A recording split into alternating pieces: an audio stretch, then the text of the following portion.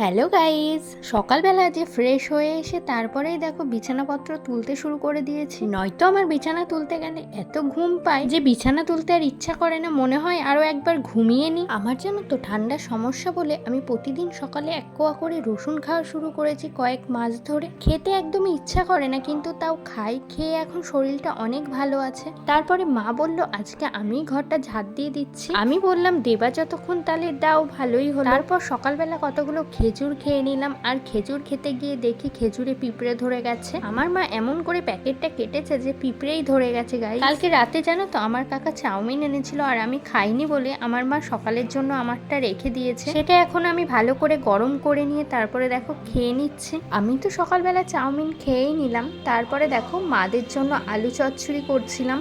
সকালে আজকে আমাদের আলুর তরকারি আর রুটি হবে, এর জন্য ভালো করে দেখো তরকারিটা করছিলাম। আজ আমাদের বাড়িতে নিরামিষ, কিন্তু আমার খাতায় তো কোনো নিরামিষের দিন নেই, তার জন্য আমি সকালবেলা চাউমিনই খেয়ে নিয়েছিলাম। আমার মা আমাকে রুটিগুলো বেলে দিচ্ছিল আর আমি রুটিগুলো দেখো সেঁকে নিচ্ছিলাম, কারণ আমি অনেক দিন পর রুটি করলে না, আমার রুটি দেখলেই তুমি বুঝতে পেরে যাবে যে এই রুটিগুলো আমিই করেছি। এর জন্য আমি রুটি খুব একটা বেলি না, সেঁকতে পারি ভালো। তারপরে রুটি টুটি করে ঘরে আসতে গিয়ে গাইজ আমি পড়ে গিয়ে আমার পায়ের অবস্থা খারাপ হয়ে গেছে। দেখো কেন যে এত আমি পড়ে যাই সেটাই আমি বুঝতে পারি না। আমার মা বলে তুই আতালের মতো হাঁটাচলা করবি তাহলে কি হবে বলো তো। আর এই দেখো আমার পায়ের অবস্থা দেখো, নীল হয়ে। যতই নীল হোক গাইজ, আমি কিন্তু কোথায় যাওয়া থামাই না। তারপরে দেখো আমি একটু দরকারে চলে গেছিলাম, আমি আর আমার মা পোস্ট অফিসে।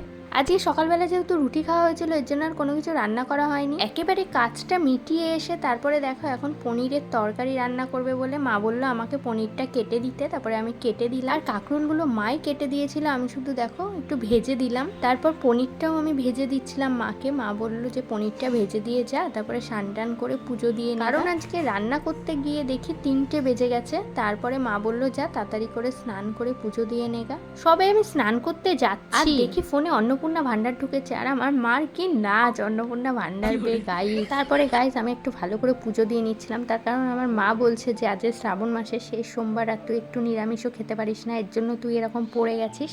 এর জন্য গাইজ আমি ভালো করে পুজো দিচ্ছি যাতে আমার পায়ের ব্যথাটা কমে যায়।